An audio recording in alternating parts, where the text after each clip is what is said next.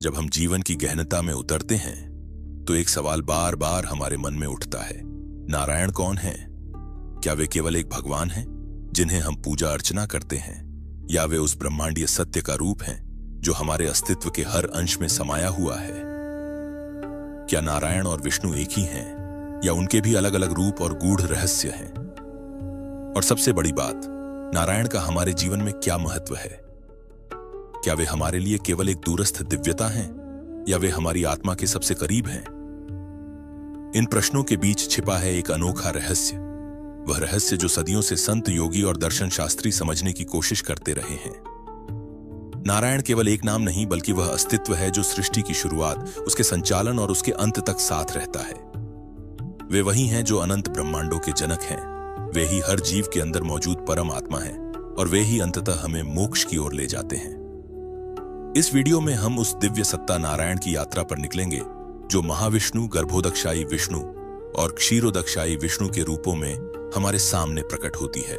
यह न केवल एक दार्शनिक विवेचना होगी, बल्कि एक आध्यात्मिक अनुभव की ओर पहला कदम भी होगा। तो चलिए इस रहस्यमय और अद्भुत संसार में प्रवेश करते हैं और जानते हैं कि आखिरकार नारायण कौन है और उनका हमारे जीवन में क्या महत्व है। नारायण सीमित नहीं है, वे परब्रह्म हैं, ब्रह्मांड का मूल तत्व, चेतना का स्रोत और सभी जीवों की गति व आश्रय। नारायण शब्द का अर्थ है नार यानी जल अथवा जीव, और अयन यानी आश्रय। इस तरह नारायण का अर्थ होता है जो सभी जीवों का तथा सृष्टि का आधार और अंतिम शरण है। जल जो सृष्टि के आरंभ में सर्वत्र विद्यमान था, उसी में यह ब्रह्मांड स्थित था और उस जल में नारायण विराजमान थे। इस प्रतीकात्मक वर्णन से यह स्पष्ट होता है कि वे संपूर्ण अस्तित्व की जड़ में स्थित हैं। अब प्रश्न उठता है, क्या नारायण केवल एक निराकार, अव्यक्त शक्ति हैं? नहीं, भक्तों की भावना, सृष्टि की गति और धर्म की रक्षा के लिए यही परब्रह्म समय समय पर साकार रूप में प्रकट होते हैं। यही नारायण जब सृष्टि की संरचना, पोषण और लय की लीला करते हैं तो वे विभिन्न रूपों में प्रकट होते हैं, और यहीं से हम उन्हें समझ सकते हैं विष्णु के 3 विशिष्ट रूपों में, महाविष्णु, गर्भोदकशायी विष्णु और क्षीरोदकशायी विष्णु। महाविष्णु नारायण का वह स्वरूप है जो अकल्पनीय रूप से विराट है। वे इस संपूर्ण ब्रह्मांडीय विस्तार से परे अपने दिव्य धाम में स्थित रहते हुए अनंत ब्रह्मांडों की उत्पत्ति करते हैं। महाविष्णु के शरीर से, उनके रोमकूपों से असंख्य ब्रह्मांड उत्पन्न होते हैं। प्रत्येक ब्रह्मांड एक बीज की भांति उनके शरीर से निकलता है। महाविष्णु का स्वरूप सृष्टि की सीमा से परे है और उनका एक श्वास लाखों कल्पों के काल को जन्म देता है। यही कारण है कि उन्हें कारणोदकशायी विष्णु भी कहा गया है। कारण रूप जल में स्थित वह विष्णु जिनसे सबकी उत्पत्ति होती है। हर ब्रह्मांड जो महाविष्णु से उत्पन्न होता है, उसमें वे स्वयं प्रविष्ट होकर गर्भोदकशायी विष्णु के रूप में प्रकट होते हैं। यह वह विष्णु हैं जो हर ब्रह्मांड के भीतर स्थित होते हैं और जो उस ब्रह्मांड के पालक के रूप में कार्य करते हैं। उनके नाभिक मल से ब्रह्मा का जन्म होता है, वही ब्रह्मा जो उस ब्रह्मांड की सृष्टि को विस्तार देते हैं। गर्भोदकशायी विष्णु का यह रूप बताता है कि नारायण केवल ब्रह्मांड का निर्माण करते ही नहीं, बल्कि उसकी अंतरात्मा बनकर उसमें प्रवेश भी करते हैं।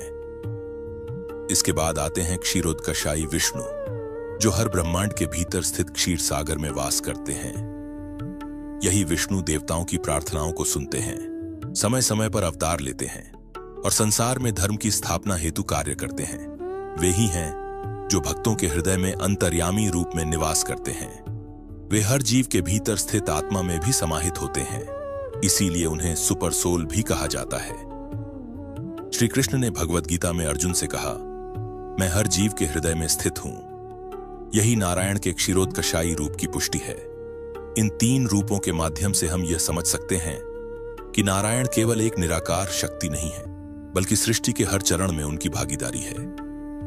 वे ब्रह्मांड के बाहर से उसकी रचना करते हैं, भीतर से उसका संचालन करते हैं और हर प्राणी के अंतर में बैठकर उसे गति प्रदान करते हैं। नारायण केवल सृष्टिकर्ता या पालक नहीं, वे जीवात्मा के परम लक्ष्य भी हैं। जब कोई जीव सांसारिक बंधनों से ऊबकर मोक्ष की ओर आकृष्ट होता है, तब वह नारायण की शरण में जाता है। वैकुंठ धाम, नारायण का नित्य धाम, वही स्थान है जहां समय, जन्म, मृत्यु, शोक, द्वेष और अहंकार जैसे सभी सीमाएं समाप्त हो जाती हैं। वहां केवल प्रेम, भक्ति और शांति का साम्राज्य होता है। वैकुंठ में श्री लक्ष्मी जी नारायण के चरणों की सेवा में सदा समर्पित रहती हैं और भक्तों को भी वही अवसर प्राप्त होता है जो प्रेम और भक्ति के द्वारा वहां पहुंचते हैं। नारायण के अनेक अवतार हैं, मत्स्य, कूर्म, वराह, नरसिंह, वामन, परशुराम, राम, कृष्ण, बुद्ध और भविष्य में कल्कि। हर अवतार एक युग और एक संकट के संदर्भ में प्रकट होता है, परंतु हर बार नारायण का एक ही उद्देश्य होता है, अधर्म का नाश और धर्म की स्थापना।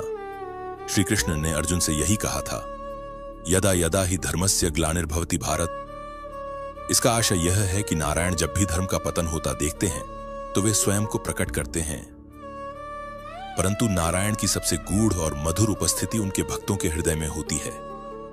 जब कोई भक्त प्रेम और समर्पण से नारायण का नाम लेता है, नारायण नारायण, तो नारायण स्वयं उस हृदय में प्रकट हो जाते हैं। यही भक्ति की महिमा है कि वह उस परम सत्ता को भी साधारण हृदय में बसा सकती है। नारायण की महिमा का वर्णन शास्त्रों में अनंत है, परंतु उनकी वास्तविक अनुभूति केवल प्रेम और भक्ति से ही संभव है। वे जितने विराट हैं उतने ही सरल भी, वे जितने दार्शनिक हैं उतने ही भावनात्मक भी। वे एक साथ ब्रह्मांड की संरचना में व्यस्त हैं और साथ ही किसी भक्त के नेत्रों से बहते अश्रु में भी निवास करते हैं। इस प्रकार नारायण केवल एक कल्पना, एक प्रतीक या एक मूर्ति नहीं है। वे जीवन का केंद्र हैं, वे ही सृष्टि हैं, वे ही चेतना हैं और वे ही परम लक्ष्य हैं। वे महाविष्णु के रूप में अनंत ब्रह्मांडों की रचना करते हैं, गर्भोदकशायी विष्णु के रूप में उनमें प्रवेश करते हैं और क्षीरोदकशायी विष्णु के रूप में जीव के भीतर प्रकट होकर उसे मोक्ष की ओर ले जाते हैं। इसलिए जब हम नारायण कौन हैं ये पूछते हैं तो वास्तव में हम जीवन के मूल तत्व को, आत्मा की दिशा को और ब्रह्मांड के परम रहस्य को जानने की आकांक्षा कर रहे होते हैं। नारायण को जानना वास्तव में स्वयं को जानना है, उन्हें पाना ही आत्मा की पूर्णता है। इस प्रकार नारायण केवल एक भगवान नहीं बल्कि सृष्टि के स्रोत, पालनकर्ता और अंतिम लक्ष्य हैं। महाविष्णु के विराट रूप से लेकर गर्भोदकशायी विष्णु के अंतरिक्षीय निवास तक और क्षीरोदकशायी विष्णु के जीवात्मा में अवस्थित होने तक नारायण का स्वरूप अनंत और दिव्य है। उनकी महिमा, रहस्य और प्रेम हम सभी के जीवन को दिशा और आश्रय देते हैं। अगर आपको नारायण के बारे में कुछ और ज्ञान या अनुभव है तो कृपया नीचे कमेंट में जरूर साझा करें। आपकी राय और ज्ञान से हम सभी को और भी गहरा समझने का अवसर मिलेगा। वीडियो पसंद आए तो लाइक करें, हमारे चैनल या पेज को सब्सक्राइब करें और कमेंट करना न भूलें। हमारा प्रयास आपके लिए इसी तरह ज्ञान और प्रेरणा लेकर आता रहे, इसके लिए आप हमारी फाइनेंशियल सहायता भी कर सकते हैं। आपके सहयोग के लिए नीचे थैंक्स बटन पर क्लिक करके डोनेट कर सकते हैं। आपका समर्थन हमारे लिए बहुत मायने रखता है। धन्यवाद और भगवान श्री नारायण की कृपा आप पर सदैव बनी रहे। जय श्री नारायण। ओम नमः शिवाय। हर हर महादेव।